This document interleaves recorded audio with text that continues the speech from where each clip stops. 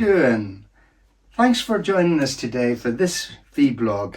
Meet the artists at Carolyn Cox's art studio in Ringmer near Lewis, nestled in the South Downs.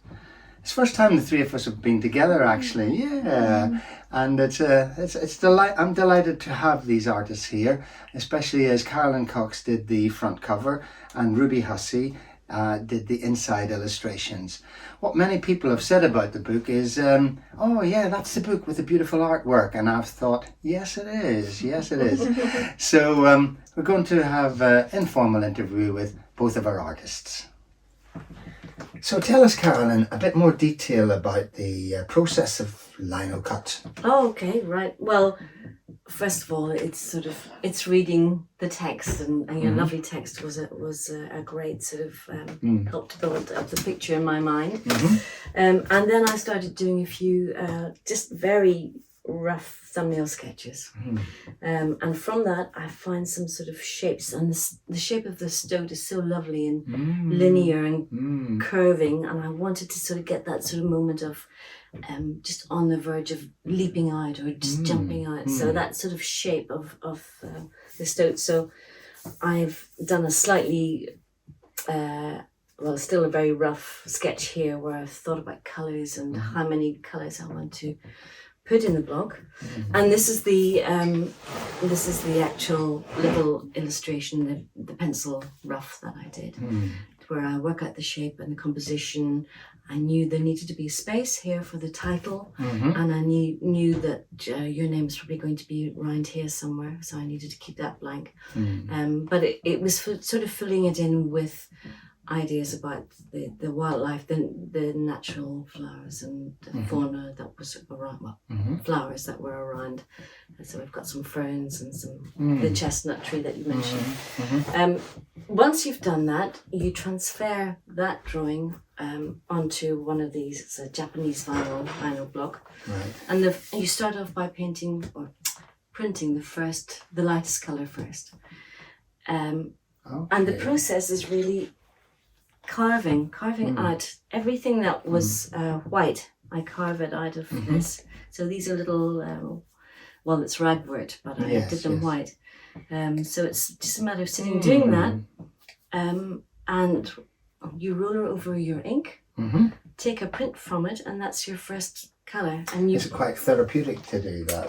The carving is very therapeutic. As long as you don't It can be a bit stressful as well, because when you go, it. You know, once you make a mark on that, that's it. You can't do anything really to fill it back in again. So you're building up the texture. So that was the little stoat. That was the white. With the white on his nose and his ears and his chest. Then the next one was this one, where it's the mid-green colour, and it's the background greens and the greens of the trees. Beautiful. And you mask this off and this off so that they don't get printed. So it's only these bits that get printed. I'll probably, if I'm being too detailed about this, please say, because you might be falling off to sleep when I haven't seen it before. So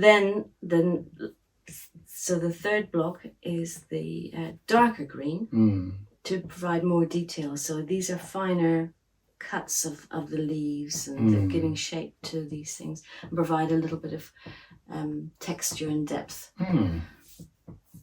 And then all of these have to be registered and line up to where the previous print was What do you taken. have a corner that they all have to It's match? like in a sort of a jig where it all sits together and it's printed on the exact spot on the piece of paper.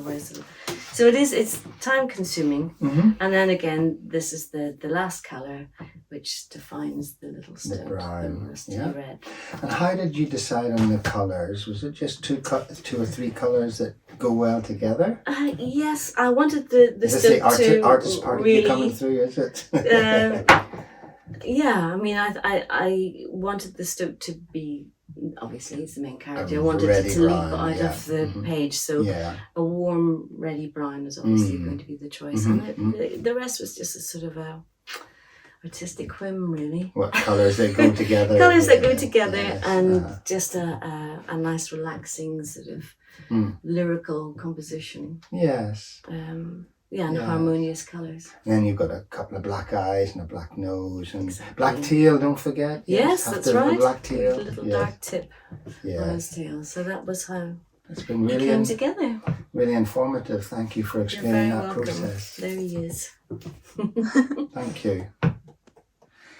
That's been so interesting. Thank you very much. We've got more to come. It'll be Ruby next, so stay tuned.